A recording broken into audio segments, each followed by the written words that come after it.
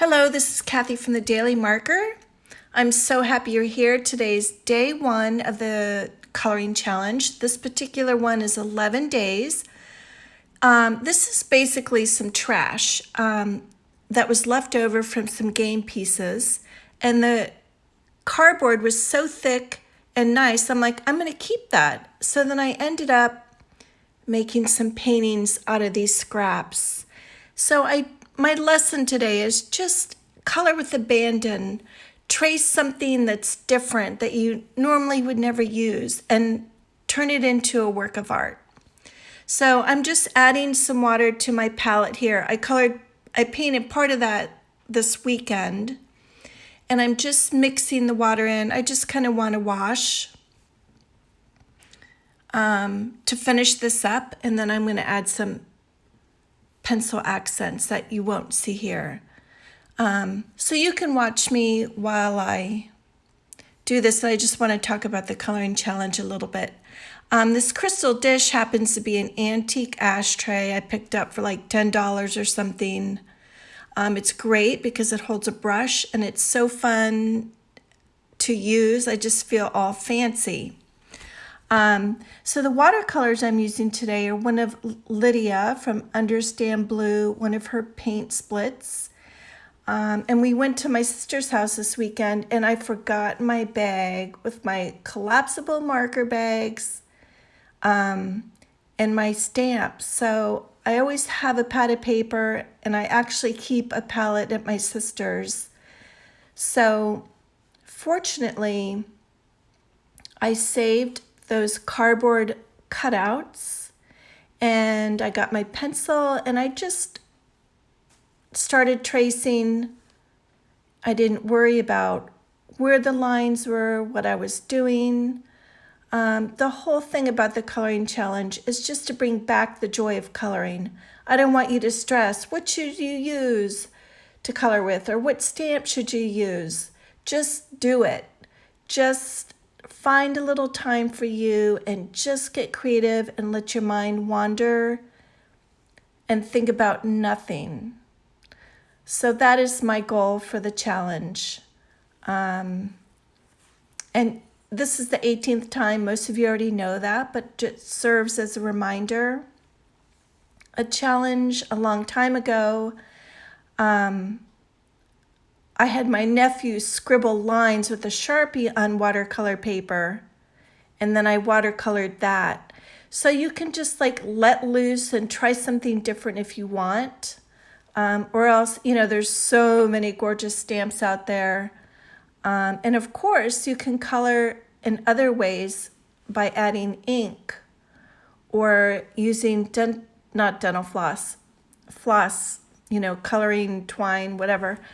There's so many things. The possibilities are endless. Just find your inner child and just play. My hat's off to all you moms helping extra with school, and I know everyone's just on edge and a little stressed out.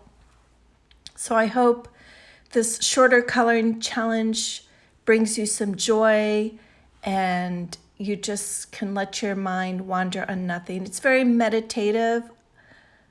Coloring and painting is for me, and so I hope it is for you too.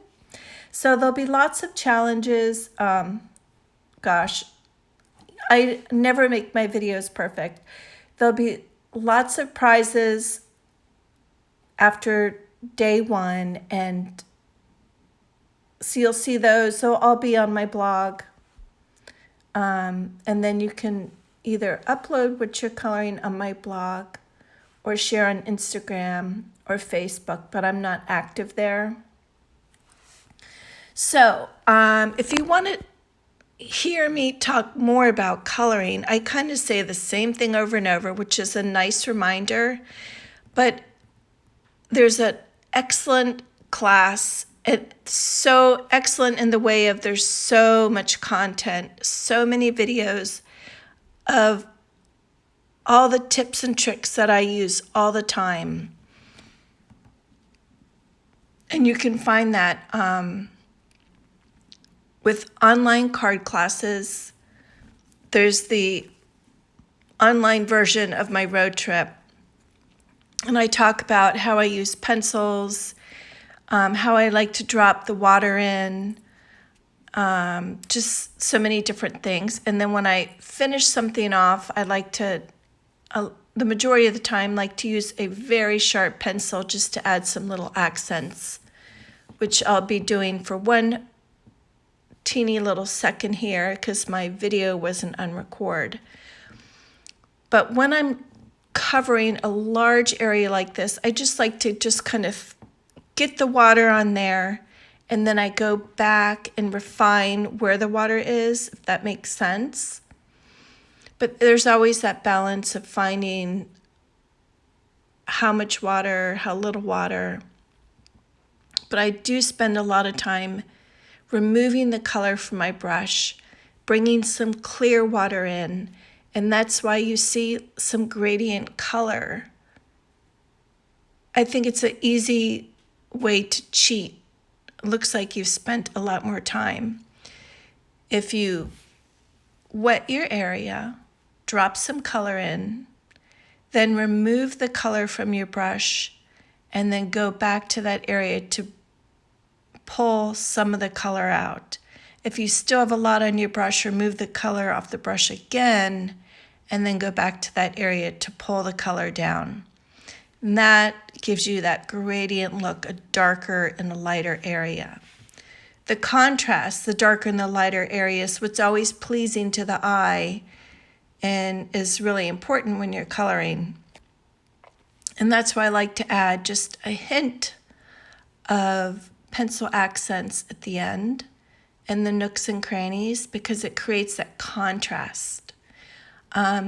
For this background, I used a navy pencil on the bluer color because I wanted more contrast.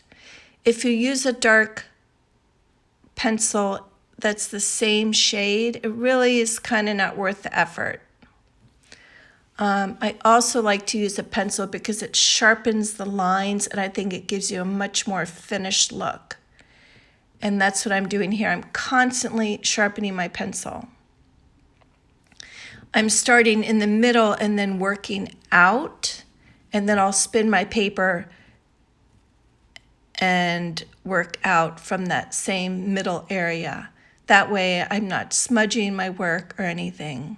Of course, it's easier to erase it, but so I hope to have more videos during this challenge. I'm so excited you're here and you're watching this. Here's the before and the after. And the coloring challenge runs through the 22nd. So thanks for watching. Have a great day. Bye.